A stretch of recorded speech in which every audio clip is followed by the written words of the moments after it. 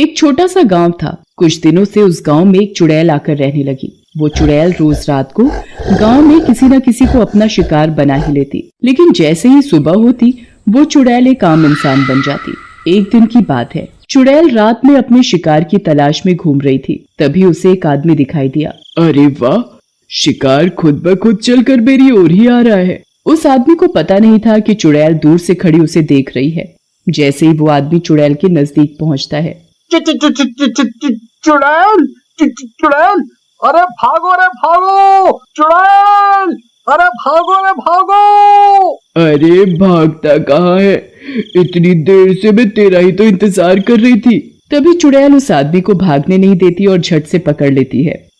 अब मैं तेरा गर्मा गर्म खून पीऊंगी। चुड़ैल जी मुझे छोड़ दो, जाने दो मुझे जाने दो, मुझे जाने दो। चुड़ैल उस आदमी की एक नहीं सुनती और उसकी गर्दन में अपने नुकीले दांत गाड़ कर उसका खून पीने लगती है। मजा ही आ गया खून पीकर। खून पीने के बाद चुड़ैल आसमान में निकले चांद की तरफ देखकर उससे शक्ति लेने लगती है। ये चांद ही तो मेरी शक्ति का राज है। और फिर कुछ ही देर में सुबह होने वाली होती है। इससे पहले कि कोई मुझे देखे मुझे यहाँ से चले जाना चाहिए। और फिर जैसे ही सुबह होती है, देखते ही देखते चुड़ैल एक आम औरत के रूप में आ जाती है। मेरी शक्ति, मेरी शक्ति, मैं अपने आप को कमजोर महसूस कर रही हूँ। जब तक मैं चांद की रोशनी में रहूंगी मुझे उससे शक्ति मिलती रहेगी, लेकिन चांद के जाते ही मेरी शक्ति भी चली जाएगी। फिर सुबह होते ही उस आदमी की लाश गांव वालों को पड़ी दिखाई देती है।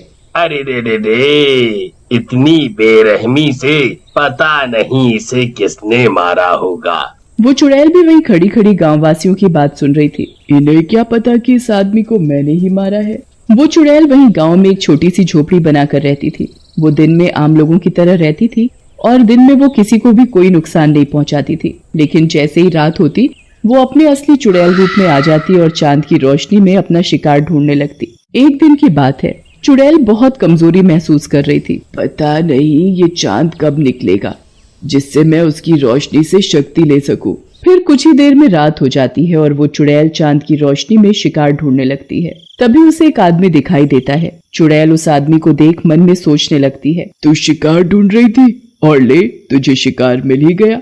चुड़ैल उस आदमी को पकड़कर उसकी गर्दन में अपने नुकीले दांत गाड़कर उसके खून पीने लगती है। इन इंसानों का खून कितना गर्म होता है, पीकर मजा ही आ जाता है। इससे पहले कि सुबह हो मैं और शिकार ढूंढ लेती हूँ। फिर कुछ ही देर में सुबह हो जाती है और चांद भी गायब हो जाता है और चुड़ैल भी एक आम इंसान बन जाती है।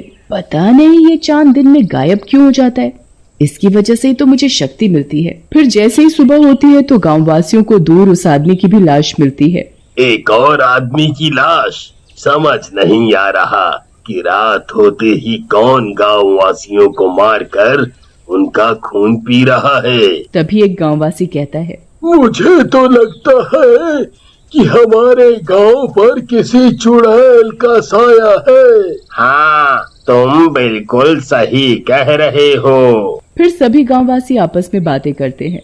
हम सभी गांव वासियों को सावधान रहना होगा। अब से कोई भी रात को घर से बाहर नहीं निकलेगा। अगर ये लोग रात में घर से बाहर नहीं निकलेंगे तो मैं इन गांव वालों का शिकार कैसे करूंगी? मैं तो केवल रात में चांद की रोशनी में शिकार कर सकती हूँ। दिन में तो वैसे ही मेरी शक्ति चली जाती है। अगर ये लोग रात को घर से बाहर ही नहीं निकलेंगे तो मेरा क्या होगा? फिर कुछ दिन बाद जैसे ही अमावस की रात आती है तो चुड़ैल अपने असली रूप में आती है और देखती है कि चांद गायब है। अब तो चांद की रोशनी न मिलने के कारण चुड़ैल बिलबिला जाती है। ये चांद भी न जाने अमावस को क्यों गायब हो जाता है। चांद की रोशनी न मिलने से चुड़ैल की हालत खराब होने लगती है। चांद, मुझे चांद चाहिए। चांद चांद चांद, मुझे चांद चाहिए। फिर जैसे ही दिन निकलता है चुड़ैल एक आम औरत के रूप में आकर, मुझे बहुत कमजोरी महसूस हो रही है, ऐसे तो मैं मर जाऊंगी। चुड़ैल पूरा दिन ऐसे ही तड़पती रहती है। फिर जैसे ही रात होती चुड़ैल आसमान की तरफ देखने लगती है। ये चांद भी न जाने कब निकलेगा, ऐसे तो मेरी जितनी भी बची खुची शक्ति है वो भी खत्म हो जाएगी। तभी चुड़ैल के मन में एक विचार आता है, क्यों ना मैं चांद को ही चुरा लूं, जिससे चांद हमेशा मेरे पास ही रहेगा और मेरी शक्ति भी कम नहीं होगी। फिर कुछ दिनों बाद जैसे ही चांद दिखाई देने लगता है तो चुड़ैल एक मटका लेकर सीधा आसमान में चांद के पास पहुंच जाती है और चांद को तोड़कर धरती पर ले आती है। फिर उस चांद को चुड़ैल एक मटके में कैद कर लेती है। आखिर मैंने चांद को चुरा ही लिया। फिर चुड़ैल मटके को अपने कमरे में रख देती है, लेकिन चांद ना निकलने के कारण पूरे गांव में अंधेरा ही अंधेरा छा गया। सभी गांववासी आपस में बातें करते हैं। आज इस चांद को क्या हो गया? कितनी देर हो गई, निकल ही नहीं रहा। सारी रात निकल जाती है पर चांद नहीं निकलता। ऐसे ही कुछ दिन बीत जाते हैं पर चांद फिर भी नहीं निकलता तो गांववासियों को चिंता सताने लगती है। न जाने ये चांद को क्या हो गया है जो आजकल दिखाई ही नहीं देता। आज से पहले तो ऐसा कभी नहीं हुआ। ये तो बड़ी चिंता की बात है भाई। अब तो चुड़ैल को जब भी चांद की रोशनी की जरूरत पड़ती तो वो मटके से चांद को निकालकर उसकी रोशनी से शक्ति ले लेती और फिर चांद को वापस मटके में ही कैद कर देती। और अंधेरा होने की वजह से चुड़ैल रोज रात को और भी मजे से गांववासियों का शिकार करती, पर किसी को ये बात पता नहीं चल पा रही थी कि गांववासियों को कौन मार रहा है। ऐसे ही एक दिन की बात है, चुड़ैल रात को मटके से चांद निकालकर उसकी रोशनी से शक्ति ले रही थी। तभी उधर से एक आदमी गुजर रहा था तो वो चुड़ैल के घर से आती हुई रोशनी देखकर रुक जाता है। सभी जगह अंधेरा है, फिर इस औरत के घर से ये रोशनी कैसे आ रही है? फिर वो आदमी उस औरत की खिड़की से झांक कर देखता है। चुड़ैल, अरे मर गया रे, ये तो औरत नहीं चुड़ैल है। अरे भैया रे, अब क्या होगा? फिर वो चुड़ैल मटके से चांद की रोशनी लेने लगती है। अच्छा, तो इसी ने चांद की चोरी की है, तभी इतने दिनों से चांद दिखाई नहीं दे रहा। तभी वो चुड़ैल घर से निकलकर शिकार की तलाश में जाने लगती है तो वो आदमी भी चुपके चुपके उसके पीछे पीछे चल देता है। तभी चुड़ैल को एक आदमी दिखाई देता है और वो अपने नुकीले दांत उस आदमी की गर्दन में गाड़कर उसका खून पीने लगती है। अरे अरे, छोड़ तोड़ चुड़ैल उस आदमी को। मैं भी क्या करूं, मैं इसे चाह कर भी नहीं बचा सकता। हाँ, ये बात मुझे जल्दी ही गांव वालों को बतानी पड़ेगी। फिर जैसे ही सुबह होती है वो आदमी गांव वालों के पास जाता है और उन्हें पूरी बात बताता है। फिर सभी गांववासी गांव के पुजारी के पास जाते हैं। पुजारी जी, चांद इतने दिनों से गायब नहीं हुआ, बल्कि उसे चुड़ैल ने चुराया है, जो हमारे ही गांव में रह रही है। ये तो प्रकृति के विरुद्ध है। अगर चांद को उसकी सही जगह नहीं पहुंचाया तो अनर्थ हो जाएगा। पुजारी जी, कोई तो उपाय होगा उस चुड़ैल से बचने का और चांद को उसकी सही जगह पर पहुंचाने का। पुजारी जी अपनी आंखें बंद कर पता लगाते हैं। उपाय तो है। पुजारी जी, बताइए ना, चुड़ैल से बचने और चांद को सही जगह पर पहुंचाने का क्या उपाय है? हम हर उपाय करने के लिए तैयार हैं। तो ठीक है, ध्यान से सुनो।